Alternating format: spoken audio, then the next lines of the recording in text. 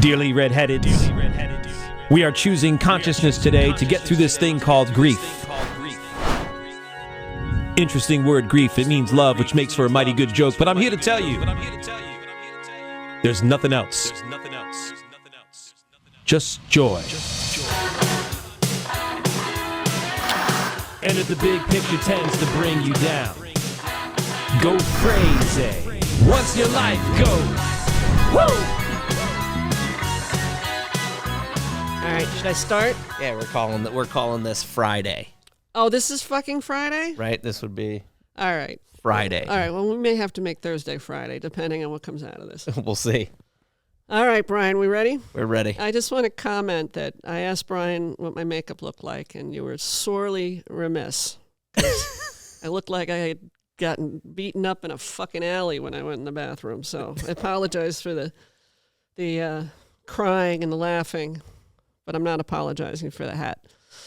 So we're going to leave the hat on until it falls off. What does the pin say? I can't read it from here. The pin says, "What would Buddha do?" Oh, okay.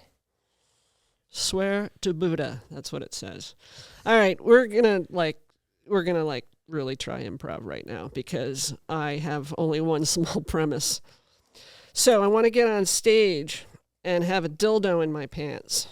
So I ordered this dildo and I put it in my pants, and I was so disappointed. You know, I was like, this is just not big enough to be my dick. I think it beats the national average, but unfortunately, you know. And I promise everybody dick jokes, life, liberty, and dick jokes. So I'm willing. I could talk about the dick all day. One of my favorite jokes. Well, I got to stop saying that. But one of my premises when I did comedy 15 years ago was, why is it that women bother to fake orgasm when the true power is in faking blowjob enjoyment? I mean, I don't know. So, yeah, this is going to be interesting because my brain is in the car driving back in the fetal position, not because of pain, just because I've maxed my capacity, which very, very, very often people ask me, how do I know that I'm on the autistic spectrum? And I'm like, spend a fucking day with me. It's so fucking obvious to me. And I don't know how to explain that simply, and I have no intention of doing it.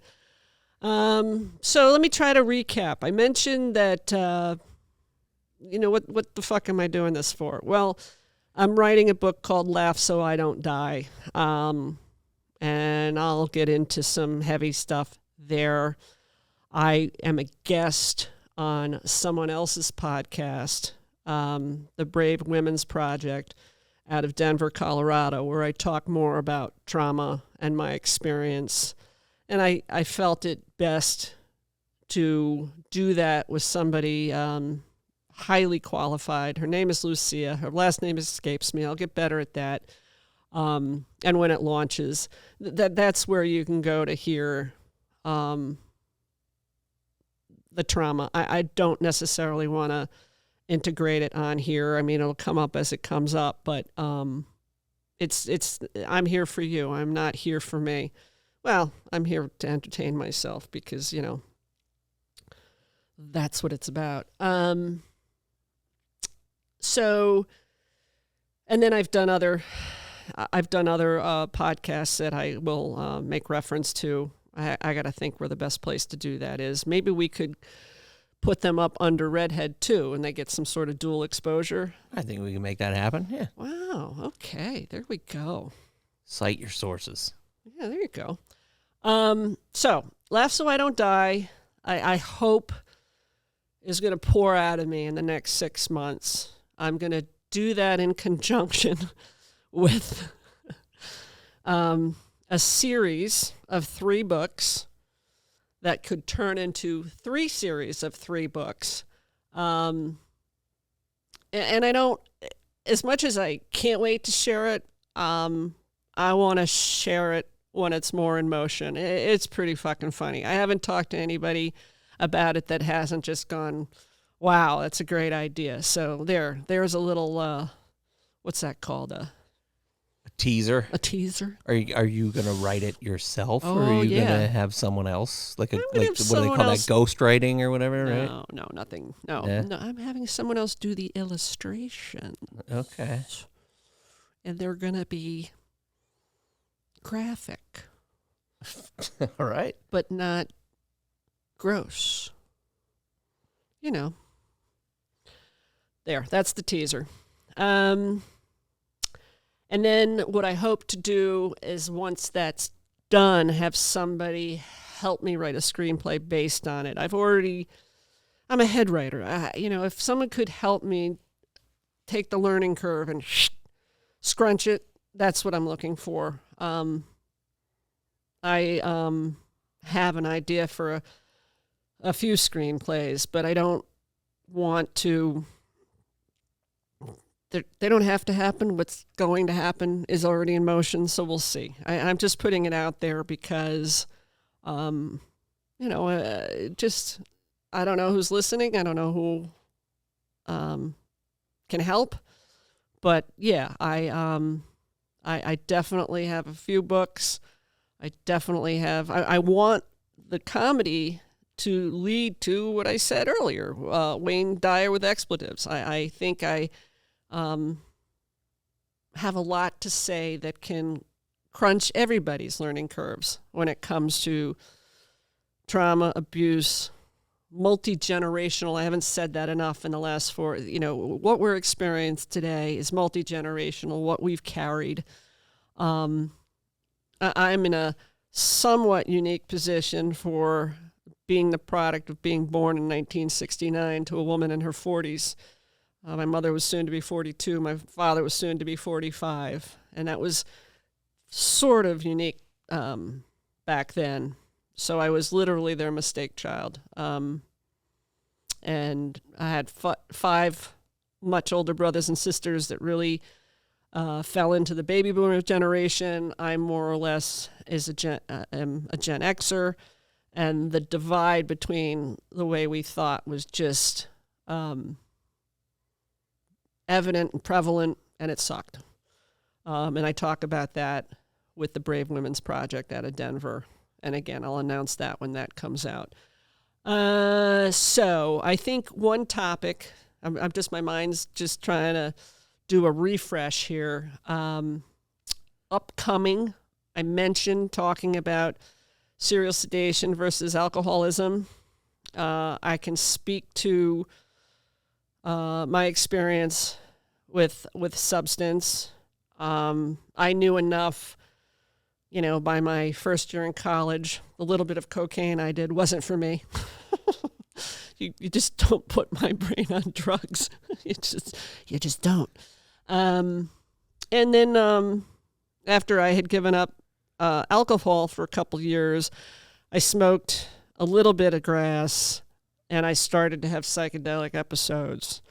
And the reason I know that was I made mention of the psychologist I was working with, and he was describing to me what a psychedelic experience was, and I don't want to make you think it was from experience, and I don't want to get into his personal information, but ultimately, he said to picture an elevator opening on the world, the universe, the big scale of things, the dimensions, whatever. And the trick was before the doors closed, you stick your toe in, so you take a little bit back. And that's when I came to realize, well, that's what pot does to me. And it was the type of thing that I then wanted to not, I never smoked a lot, but it was enough to know that I didn't, it wasn't for me. And I've known a lot of creatives, not a lot, but that just know substance is too altering. Sugar has become altering. Caffeine has become altering. When I avoid meat and substance and various things, it's to increase my frequency and vibration. I associate those things with being lower vibrational, and I will get there as to what that means. I don't necessarily want to go there now, but it's important because there just wasn't a lot of cognizance. There wasn't a lot of, it's where I was led, and what ultimately has helped me in conjunction with all the work I've done. I suffered from severe CPTSD, not so much anymore, but I did a ton of work. And ironically, when I was young, my father died when I was 12. Okay, I got to do something. Hold on. Where the hell did I write it? Okay. Prior to his death, and it wasn't really explained to me that he was dying. I think my unconscious knew it. But cancer. I had lost an hour and a half a day due to obsessive compulsive disorder. I mastered it in ways that, when we bring more people in to talk about OCD, CPTSD, whatever, I can speak to my strategies. I want to know what people want to know, how I got through those things. I'm not an anti-label person. Labels have saved me, given me perspective. One of the labels I'm funny about are the ones associated with, there's no other way to say it, but dark personalities, like narcissism. I was on the early curve of that in the early 2000s, for reasons I'm not going to get into here. But I think we all have a shadow side. We all have the ability, either genetically or nature versus nurture. We all have the potential to be narcissistic, and that's a very simplistic way of saying it, but that's tied to shadow work, the choices we make, so much. And some of us just have to deal with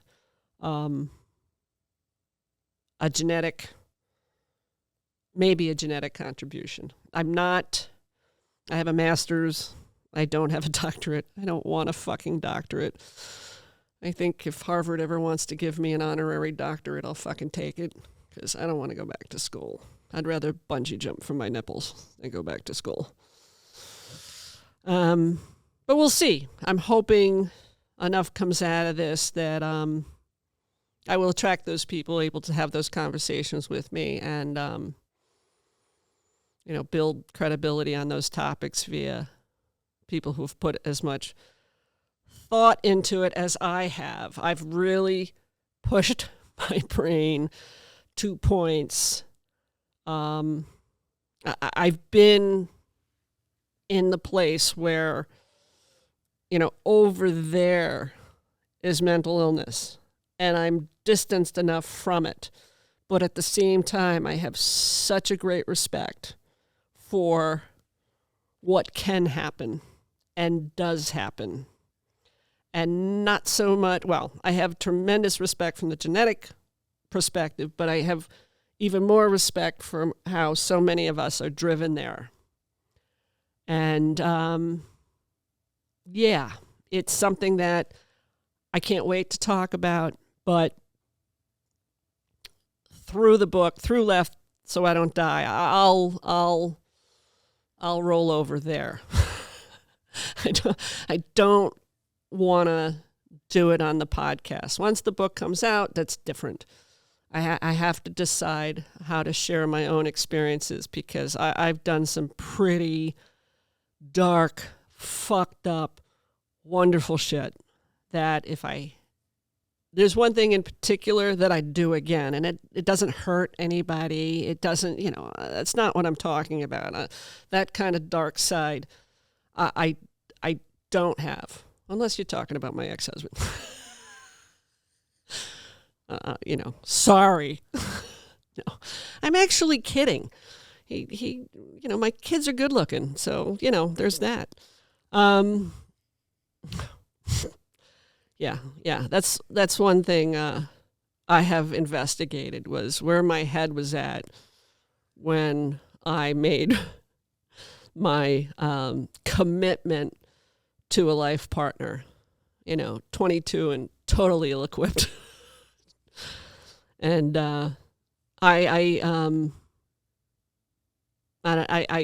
like, no disrespect to him. This is somebody who's wounded, in pain, forgiven. So that was the comedian in me who will get those digs in. The other thing I wanted to say is I'm not a comedian that self-deprecates areas of my body. To the contrary, I want to make labia swell, put it on the map. Because, why don't we? If a man's body could do what my body, I'm not going to say today, what the fuck? After my spiritual awakening, I couldn't use a man for sex. I lost that ability. One of those negative side effects of a spiritual awakening. You can't use people for sex. Yeah, we should have talked more about that. Remember next week. Save that for next week. Yeah. So, I totally got derailed. So what was I saying, Brian? You're on the right track. I think we were talking about swollen labias. Oh, there we go. So say that 5 times fast. Labia swell, labia swell, labia swell, labia swell, labia swell. Was that a challenge? No. Oh, got a lot of lip jokes. Do you know what the female equivalent of a cockblock is? No. A lip clip. That's not even my fucking joke. That's not even the worst one. Snatch latch? Nick DiPaolo told a cockblock joke several years ago that leveled me. Ugh, fuck it. I have an interesting Nick DiPaolo story that I just thought of that I need to... My leg is asleep. We've been at this for a while. That's what he said. So... Back to so yeah, if a man's body could do what under the guise of female ejaculation, sexual alchemy, all that stuff, I truly do want to talk about it because I can make a lot of jokes, but the main joke in my head is years ago. Let's not make it about today, and let's not make it gruesome. But if a man's body, and this probably also is what got me fucking married because. I know he didn't want an equal partner. That's so funny to me today. Yeah. Life skills. Yeah. Just don't. You know what I used to say to my sons when I was really pissed off? I really hope that when you get married, your wife stops giving you blowjobs. Yeah. I think I crushed them in psychological ways that, few could do. They could tell you better. But they're both very funny. And another thing is they when I was parenting them, I didn't think about them as men taking my gestures over. Like, you shouldn't do this when you have boys. You shouldn't because no good can come from it. All right, back to labia. So if anybody's body could do what my body could do, I would say Harvard would have freestanding buildings devoted to its research. Meaning, if it's not clear, that, there's just amazing things that the female body is capable of that we don't talk about, and highly underutilized in my case. I could not get many participants to join me in the mental part of things, much to my chagrin. I was high a few years ago Oh, my nose is starting to run. See, my brain's thinking about cocaine. No, I'm kidding. I don't know what's happening with the nose running. I swear to Buddha, I haven't done anything bad. But I was talking about, we were all high, and I was talking about sex with two very sexual people, so I thought at the time, and they both looked at me and said, we can't, like, how do you, like, they didn't understand where I was coming from. And I'm not going to elaborate on that. That's something else I'll save for the stage. Maybe. We'll see. We'll see how far this goes. I don't know. We'll see. I haven't decided. I don't know. Probably. So what? So, yeah, and that was the first, and that was fairly recently that I was like, wow, this has been like a lifelong thing that my brain does and thinks and evaluates stuff that other brains can't. I mean, I find it hard to believe that you can't. It's more like a won't. I don't know. I want to know. I want to find out. I hope that makes sense. And then, after I did use some TH3 to get through my mother's death. I'll talk about that. I was reduced to fumes. My mom and dad, who I think I'm going to talk about next because they keep coming up for me. My mom, made a very conscious decision that it was time for her to leave the planet. So that was challenging, but believe me when I tell you she had every expectation that I would support. And I don't mean anything too left of center. She just made decisions about food, and she was ready to go. Her psyche was ready to go. So what was I going to say about that? Oh, so after she passed, I had no desire to ever use THC again, but a friend and I was curious, like, if I would still have psychedelic episodes after that. I do a lot of experiments on myself, and he and I got high, and he just said to me, "You are 2 dimensions ahead of me. I'm high. You're like somewhere else." And I remember that. There are plenty of times that I've ascended. I've never done anything more than pot, and haven't done it enough. I don't want you to. I did it for grief. Associated it with processing grief, and it did help in some ways. In other ways, it really fucking didn't, and that'll come out in the book. But and that was the last time, because it was just like I do enough without having to use substance. I can ascend on a bag of Swedish fish. I mean, sugar and Swedish fish will send me to a place that I just have to go. I'm not interested. And it also ties from lifelong dissociation, because my brain's looking to dissociate. It's not looking to, I don't know. I'm still processing that. I look forward to conversations related to that. But I promised my parents to talk a little bit more about my parents. My father died when I was 12, going on 13. My father was the type who did things. He was such a visionary in business. He couldn't spell a fucking thing. Very, very right-brained. I wouldn't say ADHD, but maybe some PTSD from World War II. He was a paratrooper. I think rumor has it he was in Normandy. I've got to look it up on a rainy day. But my father would do things like when my sister got married. It was in the days where you could cut the picture of engaged women out of the paper.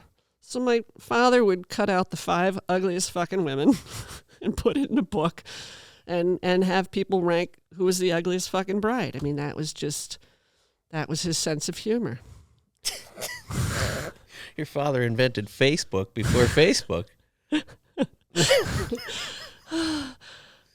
He adored me. I mean, that's part of the reason I had such problems with my siblings. It took me a long time to get that. And I don't necessarily want to go there now because there's so much there, and that's, again, I don't necessarily, if somebody asks, I'll talk. I don't necessarily need to talk about it. But one of the funniest things, and it's one of my prized possessions. You and I were talking about, Brian and I were talking about how sentimental I am, and he's not as sentimental in the context of which isn't important. But, so I was 12 going on 13 when he died. He used to travel for purposes that, business, and he would bring things home, always had a little gift. And my prized possession, he had gone to Reno, visited the Mustang Ranch, or at least their fucking gift shop. Now, for those who don't know, it was a whorehouse, okay? By the way, if the world's coming to an end, I'm going to be a madam, but I'm going to be a madam for women, you know, not for men. Like, if women can't get laid, if the world's coming to an end, we'll never get laid. But it was a keychain for the Mustang Ranch. It said Mustang Ranch, Room 3, ask for Joanne. That was my father. So, and I remember too, when he was dying, he was in bed, and I would float in and out of his room. It wasn't clear that I was losing him, but on his desk, I found a coin that said birth control. And I'm fucking 12, and it says place inside of right thigh, wrap around with left leg. And I'm standing there. Come on, Brian. Come on, work with me. Come on. I got You see the visual. I got you. So that was my dad. My mother had a filthy mind. But as I say, she did not give it up till my first year in college. She called me, and it's a stock joke, but it's a good one. She said, Joanne, what do you do with 365 used condoms? I said, I don't know what. She said, make a tire. Call it a good year. I'm on the other end of the phone going, how dare you do this to me? How dare you let me feel like I, don't belong? And then after that, because it wasn't like I had no idea. What she suppressed. And then I moved to Florida, 21, 22. I was driving a little red MR2. It was a fun little car. And Mom and I were in the car, and we had gone to a Tupperware party. One of my friends was having a Tupperware party. I said, if I'm fucking coming, you better make sure the fucking food is good, because, I don't fucking cook. Yeah, I say fuck a lot, unfortunately or fortunately. And we left the party. Mom was there for the food, too. She didn't like to cook. And she said to me, what'd you think of that Tupperware woman? I said, what do you mean, Ma? She was fine. She couldn't sell a hot cock in a whorehouse. And once again, I was like, she's like, oh, your father used to say that. I'm like, okay, you 2 prizes. Thank you very much. So from there, it spawned, my mother ended up suffering from dementia for many years. From the time she was 83 to when she passed, she was 96. She would say 96, And she made the way that, and it ended up being Alzheimer's, but her care, my mom was my best friend. We were thick as thieves, much to the chagrin of many. So one of the ways I kept her going mentally is I kept her in the 40s. 40s music, 40s and 50s movies, 40s jokes. My mother could tell dick jokes from the 40s like you wouldn't believe and sing the ditties. And there's one time she had a brain bleed, and the male team of neurologists come in. I have a thing against male neurologists. There's nothing off limits where male neurologists are concerned. I'm warning you all. And, I'll explain that, although I'm sure you can well imagine. So this male neurologist comes in, and he's asking her, where she is, what town. And I said, what are you doing? She doesn't know. she's not going to know before or after the brain bleed. He says, well, I'm trying to create a, what do they call it, baseline. I said, then, well, ask her about a dick jokes from the 40s. And he looks at me, and he knew, man. He knew. He had a little, and he goes, Jackie, can you tell me a dick joke from the 40s? And he had a line of resonance behind him. And my mother says, a man has 3 daughters. He asks his daughters, and she would change it later. She would say, a couple has 3 daughters, you know. But the joke from the 40s is a man has 3 daughters. And he asked his first daughter who she wanted to marry. And the first daughter says, I want to marry a man with 1 dragon tattoo on his chest. And in deference to my mother, I'm going to leave out tattoo because she always did. So she said, I want to marry a man with 1 dragon on his chest. And he said, all right. And he looks at the second daughter. He says, who do you want to marry? And she said, I want to marry a man with 2 dragons on his chest. And he looks at the third daughter. He says, okay, who do you want to marry? And the third daughter says, I want to marry a man with 1 dragon on the floor. So people would hear her tell this joke, not the neurologist. He he's gone. But people would hear this joke and look right at me. Like they made the assumption I was influencing her. No. And I hope you enjoy the podcast that I produced before she passed, because she sings the ditties, she tells the jokes. Our relationship was, people, we knew it, she knew it, I knew it, but you don't really. I mean, I didn't realize how spectacular my mother was. My sons have so many memories that I hope someday they will contribute. I took some footage of her to do a documentary one day, and I don't mean the podcast. She had the letters from my father from World War II. He didn't have her side of the letters, which I would give my left kidney for. But it's just so evident from the way he wrote about her that he was falling in love with her. It just spectacular. So in this footage, somebody is reading the letters to her and she's reflecting on them. In addition to being asked many other questions that I have this thing where I haven't been able to look at the podcasts I did with her. I haven't been able to look at that footage yet. I'm hoping that I'll get there. I'll get there when I eventually do more with it. She was a straight shooter. She was probably also on the spectrum. Nothing was more fun than having 3 generations of the spectrum in my home, raising my sons. I'm just a big fan of neurological difference, whatever that means. Not of narcissism, but that's also falls under neurological difference in my world. This world that I'm sharing. How much time do we have there, Jasper? You're doing good. But how much time? You've been riffing, so I let you go. We're at 33 minutes. Fuck. Yeah, buddy. Killed it. You like it? I did. All right. You can stick a flag in it. Not a red flag, though.